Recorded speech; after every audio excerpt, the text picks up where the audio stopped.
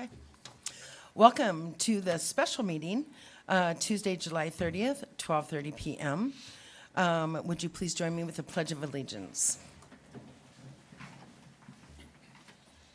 I pledge allegiance to the flag of the United States of America and to the republic for which it stands, one nation, under God, indivisible, with liberty and justice for all.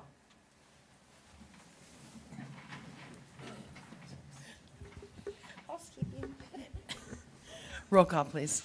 Dewater. Here. Morris. Here. Weir. Yes. Smock. Here. Clements. Here. 4 is, may I have a motion for approval of the July 30th, 2024 agenda, please? I'll make that motion. A second. All in favor? Aye. Opposed? Number 5 is Resolution 6861, awarding general obligation corporate purpose bonds, Series 2024A. And we have Maggie Berger here to let us know the great news. Wonderful. Thank you very much. I also want to say thank you all for meeting today. It is a 5th week. I understand that. That is very important not to have a meeting. So I appreciate your daytime meeting because we do have to award the day of a bond sale. This morning we received bids on $2,015,000 of general obligation corporate purpose bond series 2024. I know we've talked about this. This is the first part of your project out there. And I believe this is our widening of the current intersection. Is that correct? Widening and actually putting phase 2 in roadways. Perfect, perfect. Going east and going south to north. Yeah, so this is our first part of the project. We did receive 5 bids today. The low bid being from Robert W. Baird of Milwaukee, Wisconsin, at a true interest rate of 3.9409%. They are going to pay you a very small premium of about $8,000. And really what that means is they want an interest rate at 4%, but overall true interest cost should be in the 3s. And so what they're saying is we'll just give you money ahead and that will buy down that interest rate. In the past, you've seen $200,000 and $300,000 premiums, but because we've had rising interest rates, that's really why we're sitting at $6,000, $8,000, maybe $30,000 premiums at the most in today's world. We did have close bidding, 394 up to a 407, so a very, very good bids. I also pointed out we did a Zoom call during the last 15 minutes that Robert W. Baird typically does not bid on deals that don't have ratings, and we did not have this rated. We did not pay the $15,000 to have this $2 million rated, but you qualified for insurance today, which means the underwriter, Robert Baird, can buy an insurance policy saying the city's going to make all of its debt payments. Basically, any judge in Iowa is going to make you make your debt payments, but they are going to buy this insurance policy. Well, the insurer has a rating. So that's how Robert Baird circumvents that situation, is that if they buy the insurance and the insurer carries a rating, a municipal bond rating, then they all of a sudden have rated credit that they can buy. We like to see Robert Baird bidding. They are a strong bidder, and as you can see today, they won. It is closed auction bidding, so as these people submitted their bidding, as these firms submitted their bids, they did not know who they were bidding against. They did not know if they were in first place, last place, where they stood in the bidding process until the 30-minute time window was done. The second page outlines where all those interest rates were. All of the bidders except for UMB Bank just bid a straight 4% interest rate all the way down. UMB Bank bid a 4% till the last 2 maturities, and they needed a 4.1% for whatever reason in those last 2 maturities, and that is, again, what placed them of not being in first place.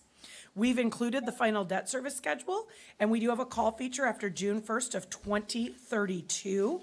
I remind the council that call is at your option only. So if in 2032 interest rates are lower, we'll look at it and see if there's a net interest savings by doing a refunding.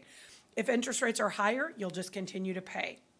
If you have money ahead, and I want to remind you, you're going to be paying this with some TIF proceeds, maybe some local option sales tax or some road use tax proceeds.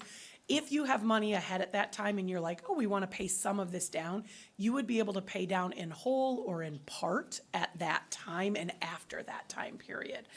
So again, and we usually pay from the bottom up because obviously the final maturity is out there the longest and it accrues the most interest. So with that being said, I'd answer any questions that you have. We're very happy with today's rates. We assumed we'd see something just under 4%.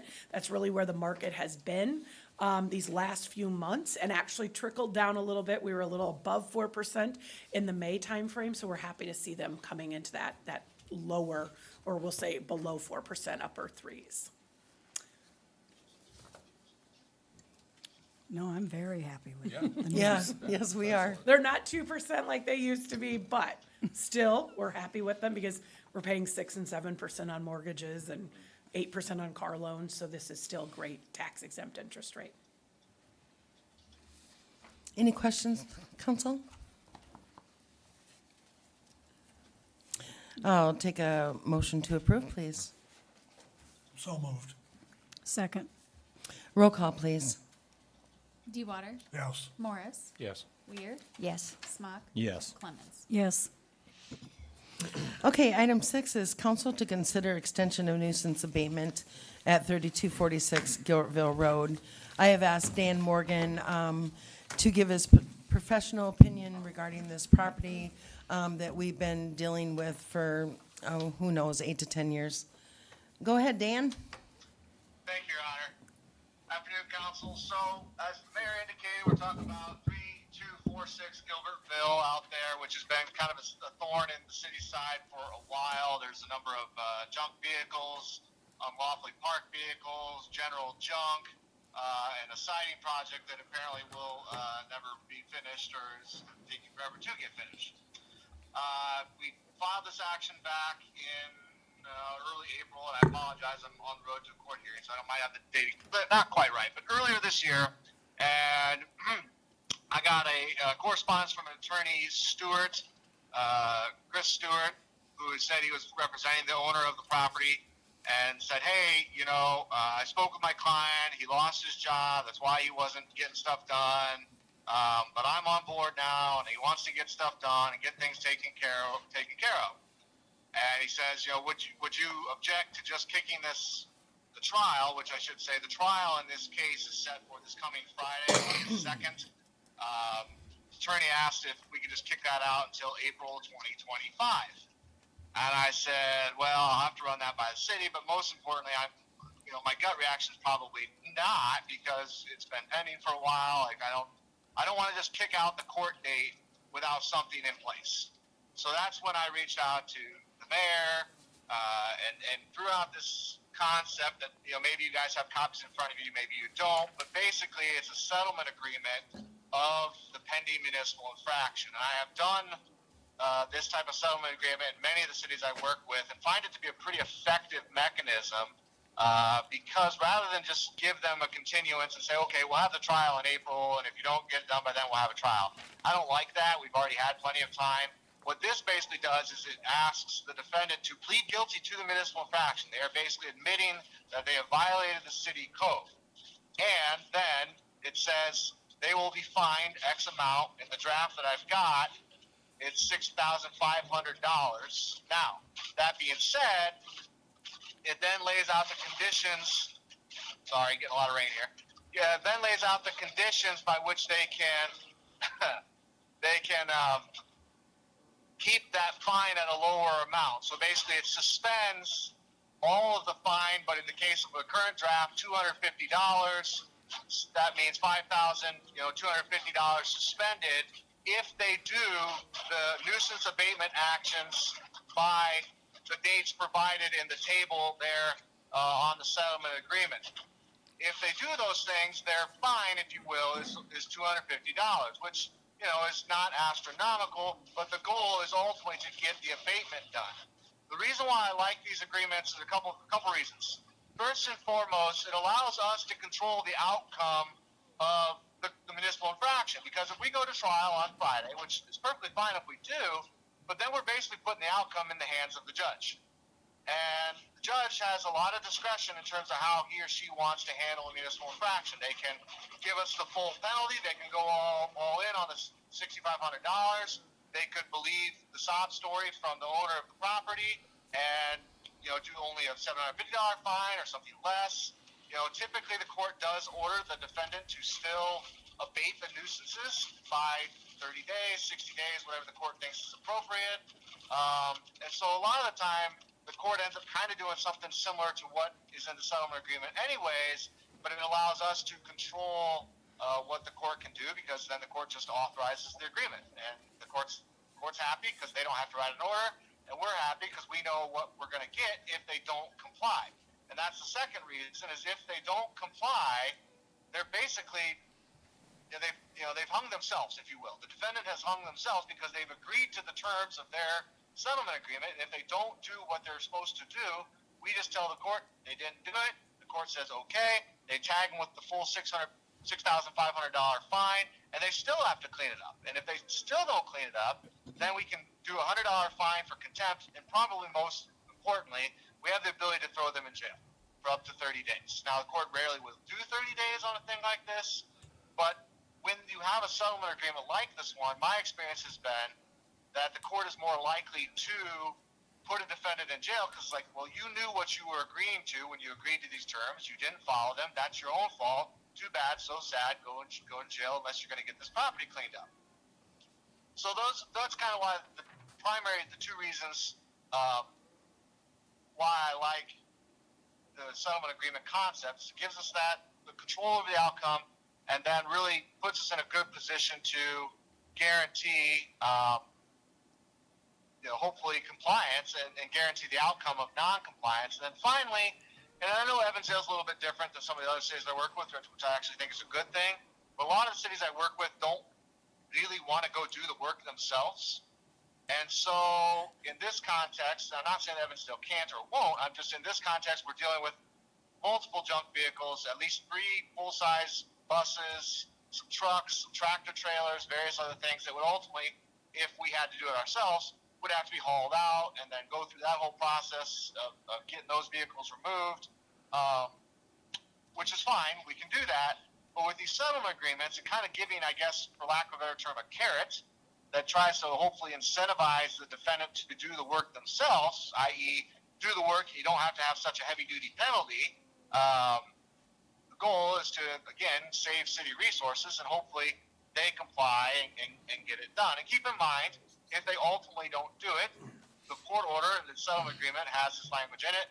We'll still say that we can come in and do it for them and send them a bill, and if they don't pay the bill, we can assess the cost. So, in summary, my recommendation that council consider this settlement agreement, because it's not really a continuance, because it is a settlement of the active litigation. That, think of it as, hopefully none of you are familiar with the criminal context, but think of it as like a probation agreement, right? That they've pled guilty, and if they complete the terms of their probation, they don't have to go to jail. That's basically what we're doing here, just in the civil context, and I think it to be pretty effective. Now, the first question for council is whether or not they're okay with us extending this settlement offer to the defendant. And then the second part is, you'll see there are a number of deadlines for this various action items. The plaintiff, or the defendant, had previously requested till April 1st, 2025. Speaking with the mayor, and I agree, I just think that's more time than is necessary, and quite frankly, how much abatement work is going to really happen between, December 15th and April 1st due to the snow and ice and all that fun stuff we get here in Iowa? Probably not much. So we've moved that deadline up, as you'll see there, with kind of the last deadline being December 1st. I still think that's very reasonable. I think that should be doable for what the property owner needs to do. But if council feels that a different timeline or different deadlines need to be included in there, we can certainly do that. So now I will stop talking and field any questions if there are any.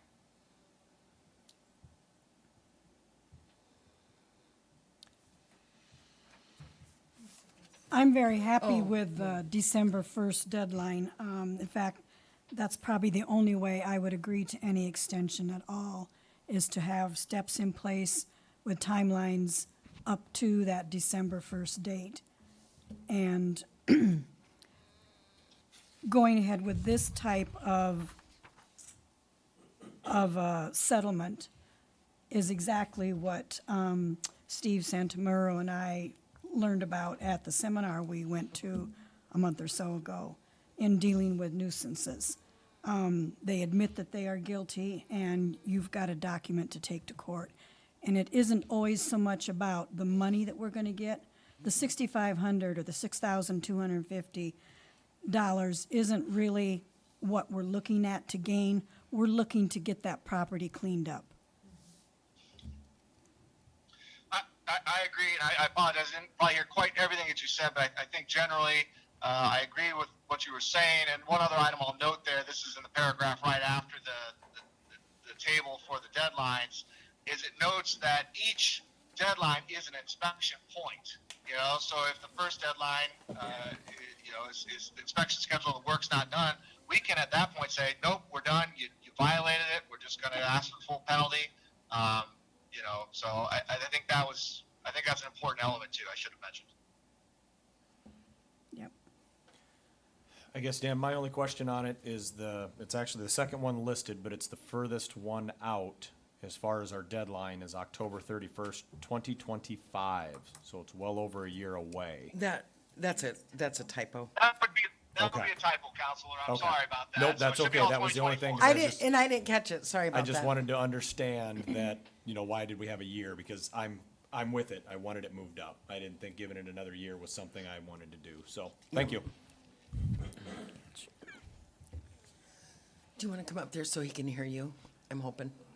I can't see what, in other words, is he required to start getting rid of certain things? Yes, right away? as Okay. right away. The first deadline is September 30th. Second deadline is October 30th, 24, and that's junk. And then there's another deadline, October 30. They're different sections of the code, October 31st, and then the complete siding work at the property. So basically, he'd have to have everything done that we've requested as council and mayor by December 1st of 2024. Okay. Satisfied.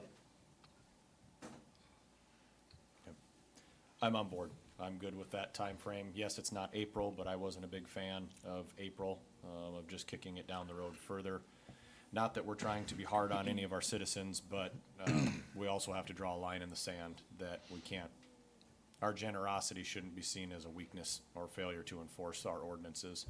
We've had plenty of our community take that we don't enforce it. Why is it even on the books or anything? And I believe, again, the previous council and then this one here, we've kind of all stated that if we're going to have the conversations and we're going to do something about it, either do it or let's get it out of the ordinances. So I'm on board. I think this is acceptable in my eyes, and I would be fine with moving this forward. Is that a motion, Justin? If there's not any other discussion, yes, I will move forward with the motion. I like the fact that this legal document has some teeth in it, And correct me if I'm wrong, with all the years of dealing with this property, anytime we've had a conversation or a notice or anything, nothing has been done. And in fact, more added to it every year. I will say, or I wanted to ask, when were the pictures taken that we were sent? Two phases. Updated pictures were just taken last week for our attorney. Original pictures were taken back in last December. We sent it out in December, so. I mean, all I really was getting to there was that I drove by there this morning just to take a quick look. A lot of the vehicles have been moved, maybe just filed more neatly, and Filed more neatly, I mowed think. and weed whacked, and it, that stuff looks much better. But I mean, the barn still looks like it's about to fall over with a stiff breeze, and there's no siding on the house, and so I think it needs to get done. I like that, that we have something with you do this by this, and if not, this is what happens. I think it's a good idea. Steve, are you on board with this? Oh, yeah. Yep. Any further discussion, council? Nope. No, sir. I move to approve the passage of this settlement agreement stipulated before us. I second. All in favor? Aye. Opposed? Thank you, Dan. All right, thank you, council. Hopefully you have a wonderful rest of your meeting. Thank you. You Thank too. you. Thank you, Dan. Bye-bye. Bye-bye. Excellent. Okay, item 7 is request from mayor to sign a conflict waiver regarding VACAL services with Elk Run, City of Elk Run Heights and City Attorney Holly Corkery. Hope you all had a chance to read that. It was just talking about there could be a conflict because our attorney firm has done work for Elk Run as well. Not that we think there would be, but In the event there was, what would our plan be? we would probably just hire another associate like we did, what did we hire another associate for? I think we actually, someone that works in Laura's office, there was, I can't remember what the situation was, but we hired just another company to represent us. That every now and again we have to do if there's a conflict of interest. My only question, and I apologize, I didn't get up here earlier to ask. For some reason, my weekend was busy. Excuses. I know, and it is. It's a good one, but it's still an excuse. Was there, or what was the reasoning or the thought process behind to where, I know it's, I'm gonna oversimplify it. Dallas Lynch had to pick Elk Run or Evansdale, and they picked Elk Run versus us far as. Well, it's was more, there, so how this all began was Lynch Dallas had worked actually with the City of Elk Run Heights back in 2019. So it was before they were even in service for the City of for on a Evansdale. retainer. Okay. Yes. Okay. In a case actually I was involved in when I was helping them out. So, you know, that would be if something came up, you know, they have their own attorney, Heather Pendergrass. She had some questions regarding the agreement. Well, you know, they can go back and forth. Lynch Dallas will be, representing us in going back and forth in regards to the agreement. We haven't even, confirmed the agreement at this point with them. This is just allowing Lynch Dallas to work on this particular agreement with their city attorney that more than likely would be handling it anyway. Does that make sense? Yeah. That was kind of I the think that long way answer was, around. They put this, the handbook piece where the contention or where the conflict would come. Yes. Was put in place before we had Lynch Dallas on retainer. Yep. So, yeah, that Yep. answers my question. Well, as I said, I think the waiver is overkill. A disclosure is fine. But a waiver, I mean. That's lawyers for I you. was just gonna say, not to insult Lynch Dallas, they've been great to work with, at least in my opinion, but that's legal, that's Yeah. attorneys. It's Yeah, expected. And if there was litigation, Yep. it could really Yep. apply. They protect themselves just as well, so. Yeah. I'll take a motion to approve then. So moved. Second? All in favor? Aye. Opposed? And with that, and I think we'll do our congratulations at the next meeting when it's the scheduled for the 6th of August is our next meeting. Because they didn't really put any mayor or council reports on this particular agenda. And I'm hoping you're okay with that? Yeah, for. Okay. Because, saying kudos for this past weekend, it Oh, was yeah, fantastic. absolutely, because I Okay. want to give the audience more, it wasn't an agenda item, absolutely. Okay. Wait for an evening one.